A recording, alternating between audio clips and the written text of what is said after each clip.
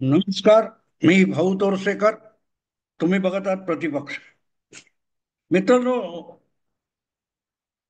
नरेंद्र मोदी आणि अमित शहा हे आज भाजपाचे सर्वोच्च नेते आहेत आणि ज्याला काँग्रेसी राजकारणामध्ये हायकमांड हायकमांड म्हणतात.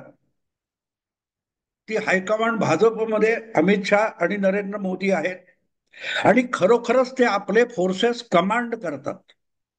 हायकमांड याचा अर्थ काय असतो? ज्यांच्या इशाऱ्यावर सगळी सेना, सगळी फौज, सगळा संघटना हलते त्याला हायकमांड म्हणतात.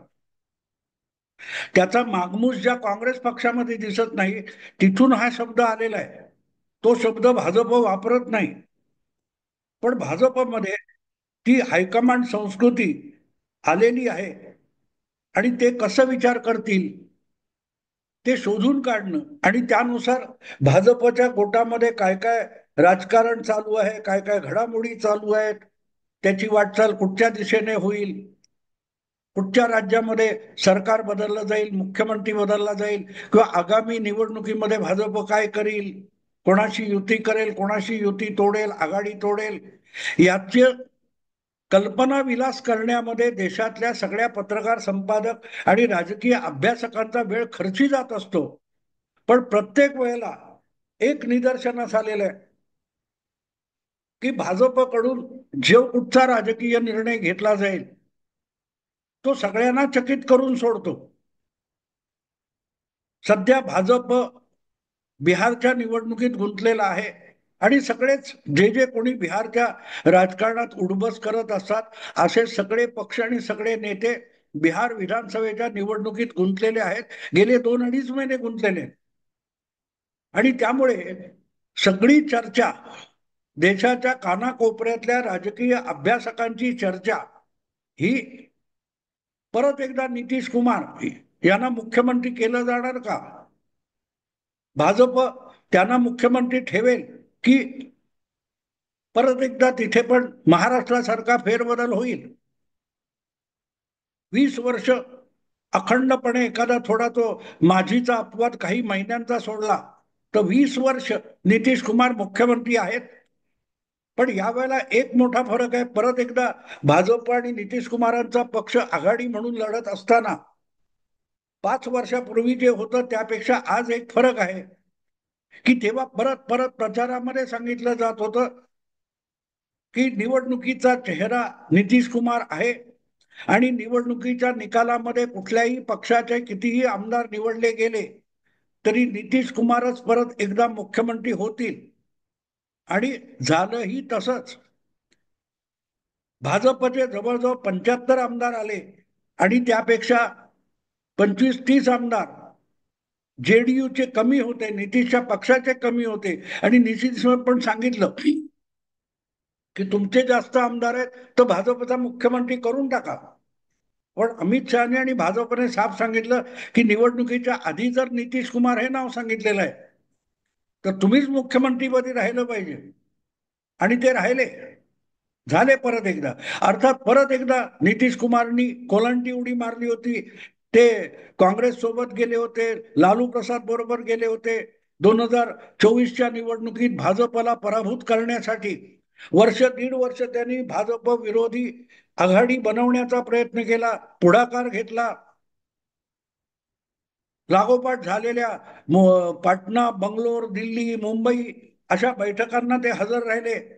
मग अचानक परत उठले आणि भाजप सोबत आले आणि परत एकदा आरजेडी ऐवजी भाजपला सोबत घेऊन त्यांनी आपलं मुख्यमंत्रीपद कायम राखलं होतं. असे नितीश कुमार परत एकदा निवडणुकीत आहेत. त्यांची तब्येत खराब झाली आहे आणि तरीही त्यांना मुख्यमंत्री करणार का हा प्रश्न म्हणून उद्भवलेला आहे. फरक इतकाच आहे की आज सुद्धा नितीश कुमारच्या नेतृत्वाखालीच एनडीए म्हणजे राष्ट्रीय लोकशाही आघाडी बिहार विधानसभेच्या निवडणुका लढवणार, सगळ्या पक्षांना घेऊन लढवणार असं म्हणत समारोपा काय तर सामंजस्याने सगळं जागा वाटप उरकलेलं आहे. थोडी धुसफूस चालू आहे. पण अजूनही भाजपने अजिबात सांगितलेलं नाही की मुख्यमंत्री निवडणुकीनंतर होणारा नितीश कुमारच असेल. त्यांच्या नेतृत्वाखाली निवडणूक आहे. पण तेच मुख्यमंत्री होतील हे जसं 5 वर्षापूर्वी सांगितलं होतं तसं अजून सांगितलेलं नाही. आणि म्हणून मग भाजपच्या डोक्यात काय आहे याच्यावर सगळ्या देशातले राजकीय अभ्यासक विश्लेषक काथ्याकूट करत बसलेले आहेत. आणि मग तिथे आहे तर त्यानंतर जवळजवळ 5-6 महिन्यामध्ये बंगालच्या निवडणुका होणार आहेत. त्यासाठी भाजप काय करतोय, यावेळेला तरी ममता दिदींना बंगालमध्ये भाजप मोठं आव्हान उभं करणार का, या सगळ्या चर्चेमध्ये देशातले सगळे विश्लेषक अडकले असताना अचानक 2 दिवसापूर्वी बातमी आली की गुजरातच्या भाजप सरकार मधले मुख्यमंत्री सोडून सगळ्याच्या सगळ्या 15 मंत्र्यांनी अचानक राजीनामे दिले आणि लगेच मुख्यमंत्री कायम ठेवून नवे मंत्री आणि नवं मंत्रिमंडळ आणलं जाईल अशा बातम्यांचा ओघ सुरू झाला. आणि एवढं घडेपर्यंत देशाच्या कुठल्याही कानाकोपऱ्यातल्या पत्रकारांना, संपादकांना, खबऱ्यांना, विश्लेषकांना सुगावा सुद्धा लागला नव्हता की गुजरातमध्ये एक मोठी राजकीय उलथापालट होऊ घातलेली आहे. अर्थात यात काय नवीन अशातला भाग नाही. भाजपने हे यापूर्वी अनेकदा केलेले आहे. अगदी गुजरातमध्ये 2022ला जी 2022ला जी विधानसभा निवडणूक व्हायची होती त्याच्या 1 वर्ष आधी अचानक संपूर्ण गुजरात मंत्रिमंडळाचा राजीनामा आलेला होता आणि सगळेच्या सगळे मंत्री मुख्यमंत्री बाजूला करून एकदम नवा चेहरा असलेले भूपेंद्र पटेल यांना गुजरातचं मुख्यमंत्री करण्यात आलं. आणि त्यांच्या मंत्रिमंडळात जे 15 मंत्री घेण्यात आले होते जे काल परवापर्यंत मंत्री होते ते सगळेच्या सगळे अननुभवी होते.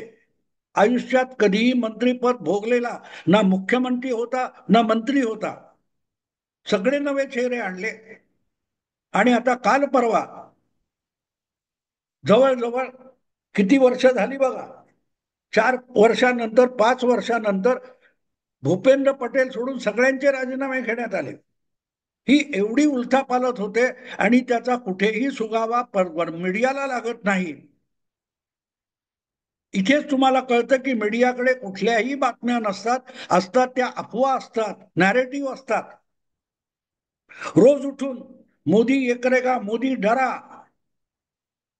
राहुल गांधी से डरकर मोदी भागा, अशा बातम्या रंगवणारे जे महान पत्रकार या देशातले आहेत, गेली 20 वर्ष आपण पत्रकारितेचे मेरुमणी आहोत असं सांगणारे जे जे पत्रकार आहेत, पुण्यपासून वाजपेयी पासून रवीश कुमार आणि जे कोणी असतील चॅनेलमध्ये असतील किंवा आता युट्यूबवर आले असतील, या कोणालाही गुजरातमध्ये एक बाण इकडचं तिकडे होणार आहे याचा सुगावा नव्हता. आणि अख्खं सरकार राजीनामा देऊन बाजूला झालं. इथे तुम्हाला कळेल की यांच्या बातम्या धादांत खोट्या कशा असतात, फक्त कल्पनाविलास कसा असतो.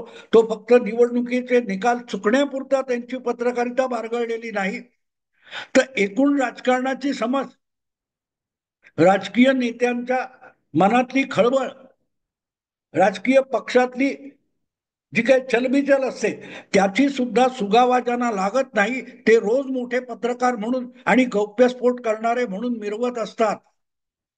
कोणालाही उचलतात, कोणालाही पाडतात आणि प्रत्यक्षात बघतो लोक लोक बघतात तेव्हा त्याप्रमाणे काहीही घडलेलं नसतं. या सगळ्या लोकांची जुनी थंबनेल तुम्ही काढून बघितली तर तुम्हाला कळेल की जगात राजकारणामध्ये काय घडतंय याचा ज्यांना काडी मात्र सुगावा लागलेला नाही तेच या देशातले परखड आणि नामवंत पत्रकार आहेत. आणि मोदी तर त्यांचे बाप आहेत, अमित शहा तर त्यांचा बाप आहे. असो, एवढी मोठी उलथापालथ गुजरातमध्ये झाली त्याचं राजकीय विश्लेषण म्हणून आवश्यक आहे की हे सगळं गुजरातमध्ये कशासाठी. कारण गुजरातमध्ये विधानसभेच्या निवडणुकीला अजून जवळजवळ 20-22 महिने आहेत. 2027च्या अखेरीस डिसेंबर महिन्यामध्ये गुजरातची विधानसभा निवडणूक व्हायची आहे. त्यासाठी आत्तापासून मोदी शहा तयारीला लागलेत का, आणि लागले असतील तर का लागले असतील, त्याचं उत्तर अगदी साधं सोपं सरळ आहे. समजून घ्यायचं असेल तर हे दोन्हीही भाजपचे सर्वोच्च नेते हायकमांड आज आहेत पण त्यांची पाळंमुळं गुजरातमध्ये रुजलेली आहेत.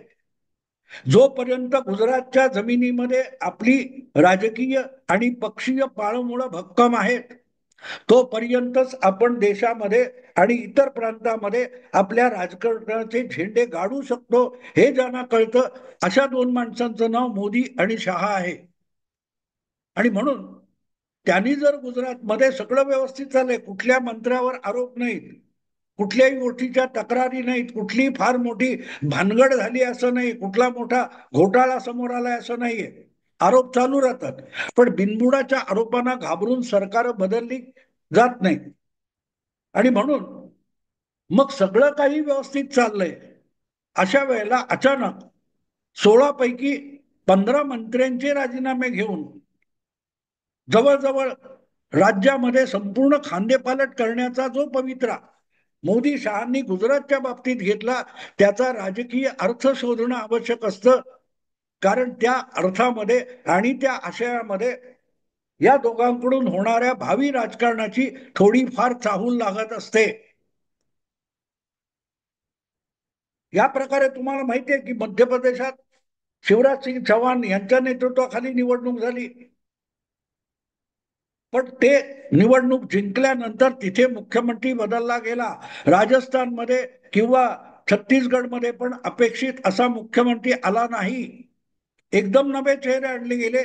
आणि परत एकदा हरियाणामध्ये सुद्धा असाच निवडणुकीपूर्वी नवा चेहरा लोकसभा निवडणुकीपूर्वी आणला होता आणि त्याने हरियाणाला परत एकदा भरभक्कम बहुमतात पक्षाला आणून दाखवलं. त्यामुळे बदलाचे फायदे काय असतात या अनुभवातून भाजप सातत्याने जातोय. आणि मग या पार्श्वभूमीवर गुजरातच्या बदलाकडे बघायचं तर एक गोष्ट समजावी लागते. आणि आपण जर महाराष्ट्राचे आणि मराठी आहोत, तर गुजरातमध्ये जे घडलंय त्याचा महाराष्ट्रावर काय परिणाम होऊ शकतो याचा महाराष्ट्रातल्या महायुती सरकारमधल्या प्रत्येकाने विचार केला पाहिजे. मग ते देवेंद्र फडणवीस आणि त्यांचा भाजप असो, एकनाथ शिंदे आणि त्यांची शिवसेना असो, किंवा अजितदादा पवार आणि त्यांचा राष्ट्रवादी काँग्रेस पक्षाचा गट असो, या प्रत्येकाने लक्षात ठेवावं. गुजरात मधला फार मोठा जो उलथापालथ आहे त्याच्या पार्श्वभूमीला सगळ्यात मोठी जर होऊ घातलेली घटना असेल तर ती स्थानिक स्वराज्य संस्थांच्या निवडणुका आहेत. गुजरातमध्ये जवळजवळ 25 वर्षापूर्वी नरेंद्र मोदी यांना अचानक गुजरातमध्ये मुख्यमंत्री म्हणून पाठवण्यात आलं. ज्या वेळेला गुजरातमध्ये भूकंप मोठा झाला होता, कच्छ आणि वगैरे, आणि त्यामुळे फार मोठा गदारोळ झालेला होता. आणि त्यानंतर आलेल्या स्थानिक स्वराज्य संस्थांच्या निवडणुका म्हणजे महापालिका, नगरपालिका, जिल्हा परिषदा, तालुका पंचायती, या सगळ्या ज्या निवडणुका होत्या त्यामध्ये भाजपने सपाटून मार खाल्लेला होता. काय 25-24 जिल्हा परिषद आहेत, त्यापैकी 2-3 सोडल्या तर बाकीच्या सगळ्या जिल्हा परिषदा 2001 मध्ये काँग्रेसने जिंकलेल्या होत्या. 4 महापालिकांपैकी 3 महापालिका काँग्रेसने जिंकलेल्या होत्या. भाजपची उतरती कळा लागलेली होती. आणि अशा वेळेला कसलाही अनुभव गाठीशी प्रशासनाचा, सरकार चालवण्याचा, मंत्रीपदाचा काडीचाही अनुभव गाठीशी नसलेला माणूस म्हणजे नरेंद्र मोदी. जो आमदार पण कधी झाला नाही, ज्याने निवडणूक लढवली नाही, त्याला गुजरातचा मुख्यमंत्री भाजपने केलं. आणि त्यानंतर ज्या प्रकारे गुजरातमध्ये कायापालट झाल्यासारखं राजकारण बदललं, सरकार बदललं, सरकारी कारभाराची दिशा बदलली, सगळंच बदलत गेलं. आणि गुजरातमध्ये नरेंद्र मोदी यांनी जो आपला प्रभाव निर्माण केला, प्रशासनापासून राजकारणावर अशी पकड घेतली की काल परवा जो गुजरातमध्ये शपथविधी झाला त्यामध्ये अर्जुन मोदवाडिया नावाचा एक मंत्री समाविष्ट आहे, ज्याची सगळी उमेदीची कारकीर्द ही काँग्रेस पक्षाचा नेता म्हणून गेली. मोदी आणि अमित शाह यांना शिव्या शाप देण्यात गेली. तो अखेरीस कंटाळून गेल्या विधानसभा निवडणुकीपूर्वी भाजपत आला आणि आज तो भाजपचा गुजरातमध्ये मंत्री झालेला आहे. 25 वर्षात काँग्रेसला आता तिथे आपल्या पायावर उभं राहणं सुद्धा अशक्य आहे आणि नाव घेता येईल असा कोणही राज्यव्यापी नेता काँग्रेस पक्षाकडे उरलेला नाही. पण एवढं सगळं झाल्यानंतर सुद्धा मोदी आणि शहा किंवा प्रामुख्याने मोदी, अमित शहाचा उदय थोडा 4-5 वर्ष नंतरचा आहे, पण नरेंद्र मोदी यांच्या डोक्यात राजकारणाच्या मूलभूत कल्पना किती स्पष्ट आहेत बघा. आंतरराष्ट्रीय असो किंवा जिल्ह्याचं राजकारण असो, महापालिकेचं राजकारण असो, त्या माणसाच्या डोक्यामध्ये, पंतप्रधानांच्या डोक्यामध्ये किती आयडिया स्पष्ट आहेत याचं उत्तर या गुजरातच्या नव्या उलथापालथीमध्ये दिसतं. जिल्हा परिषदा, महापालिका ही पाळं मुळं असतात कुठच्याही पक्षाच्या संघटनात्मक बळाची आणि निवडणूक जिंकण्याच्या शक्यतेची पाळं मुळं असतात.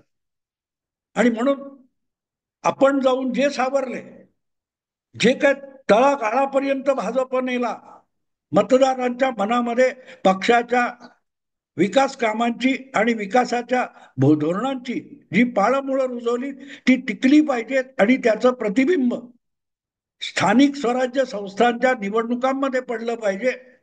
ही मोदींची आरंभापासूनची भूमिका राहिलेली आहे आणि अजूनही त्या भूमिकेपासून मोदी किंवा नंतर शहा विचलित झालेले नाहीत. आणि विधानसभेच्या निवडणुका भले 2 वर्षानंतर असतील, 22-24 महिन्यानंतर असतील, पण आज उद्या गुजरातमध्ये स्थानिक स्वराज्य संस्थांच्या निवडणुका दार ठोठावत उभ्या आहेत. त्या जिंकल्या तरच पुढची विधानसभा निवडणूक सोपी होईल. त्यामुळे नुसती विधानसभा जिंकली, बहुमत आणलं, सरकार बनवलं की विषय संपत नाही. ती विधानसभा बहुसंख्येने जिंकण्यासाठी तळागाळापर्यंत रुजलेली जी कार्यकर्ता मंडळी असतात, स्थानिक पातळीवर पक्षाला तालुक्यात, जिल्ह्यामध्ये, गावामध्ये नेतृत्व देतात, त्यांचे पाय भक्कम आपल्या जमिनीत रोवले पाहिजेत. आणि ते रोवल्याचा सगळ्यात मोठा पुरावा स्थानिक संस्थांच्या निवडणुकीतला भरभक्कम विजय असा असतो. मी जर चुकत नसेल तर लवकरच गुजरातमध्ये अशा स्थानिक स्वराज्य संस्थांच्या निवडणुका होऊ घातलेल्या आहेत, जसा महाराष्ट्रात होणार आहे. महाराष्ट्रात 3 वर्ष त्या लांबलेले आहेत, पण गुजरातमध्ये या निवडणुका होऊ घातलेल्या आहेत आणि त्या निवडणुका परत एकदा प्रचंड ताकदीने जिंकायच्या. त्यासाठी पक्षाने, पक्षाच्या सरकारने आपल्या धोरणातून आणि निर्णयातून जो गुजरातचा विकास केलाय, ज्याचे लाभ तळागाळापर्यंत पोहोचलेले आहेत, हे लोकांना पटवून द्यायचं, तर ते काम स्थानिक पातळीवर होणार. आणि म्हणून स्थानिक पातळीवरचा कार्यकर्ता, नेता भक्कम करणं हा त्यामागचा हेतू आहे. आणि त्यासाठी उपयोगी नसलेले, काही प्रमाणात सरकारमध्ये राहूनही पुरेशा ताकदीने स्वतःला झोकून देऊन काम न करणारे अशा लोकांना खड्यासारखे बाजूला करून नवे उत्साही लोक हे सरकारमध्ये दाखल करणं, जेणेकरून तळापासून पंचायत ते पार्लमेंट ही जी घोषणा आहे ती विसरत नाहीत अमित शहा. आणि म्हणूनच हा जो गुजरात मधल्या उलथापालथीचा प्रकार आहे, तो महाराष्ट्रात येऊ घातलेल्या स्थानिक स्वराज्य संस्थांच्या निवडणुकांच्या निमित्ताने मोदी आणि शहांनी महाराष्ट्रातल्या महायुतीला दिलेला गंभीर इशारा आहे. तुम्हाला मिळाली मंत्रीपद, बहुमत मिळाले म्हणून प्रत्येक मित्र पक्षाच्याही वाट्याला जी मंत्रीपद आलेत त्याची कामं व्यवस्थित होत नसतील आणि ती जनतेपर्यंत पोहोचत नसतील, त्याची फळं जनतेला चाखता येत नसतील, तर तुमची गचंडी पकडायला सुद्धा वेळ लावणार नाही. जो वरवंटा किंवा बुलडोझर आज गुजरातमध्ये फिरलाय, तो स्थानिक निवडणुकांच्या निकालानंतर महाराष्ट्रात देखील फिरायला वेळ लागणार नाही. तो फक्त भाजप मंत्र्यांपुरता नसेल, तो एकनाथ शिंदे यांच्या मंत्र्यांच्या बाबतीत सुद्धा असेल, तो अजितदादांच्या मंत्र्यासाठी सुद्धा असेल. कारण सरकार महायुतीचं आहे, मुख्यमंत्री भाजपचं आहे, पण तुम्ही काहीतरी वेडवाकडं केलं त्याची फळं भाजपला भोगायची नाहीत. आणि म्हणून मोदी शहा निर्णय घेतात तो ड्रास्टिक असतो, धक्कादायक असतो, मूलगामी असतो. तेव्हा जे काय आता सत्तेची साठमारी चालू आहे महाराष्ट्रामध्ये, त्या तीनही गटांना, फडणवीस, शिंदे आणि अजितदादा, या तिन्ही नेत्यांना गुजरात मधल्या उलथापालथीने एक गंभीर इशारा दिलाय. आगामी येऊ घातलेल्या महापालिका, नगरपालिका, जिल्हा परिषद, तालुका पंचायतीच्या निवडणुका भरघोस संख्येने जिंकून दाखवा, नाही तर तुम्ही आणि तुमची मंत्रीपद ही सुखरूप नाहीत, सुरक्षित नाहीत, तुमची देखील उचलबांगडी होऊ शकते. असं म्हणतात नाही मराठीत, लेकी बोले सुने लागे. गुजरातमध्ये जे केलंय ते महाराष्ट्रात होऊ शकतं, असंच अमित शहानी महाराष्ट्रातल्या मुख्यमंत्री आणि दोन्ही उपमुख्यमंत्र्यांना सुचवलंय. समझने वालों को इशारा काफी होता है. दोस्तों, आता इथेच थांबतो. आवडलं लाईक करा, शेअर करा आणि प्रतिपक्षाला सबस्क्राईब करा. नमस्कार.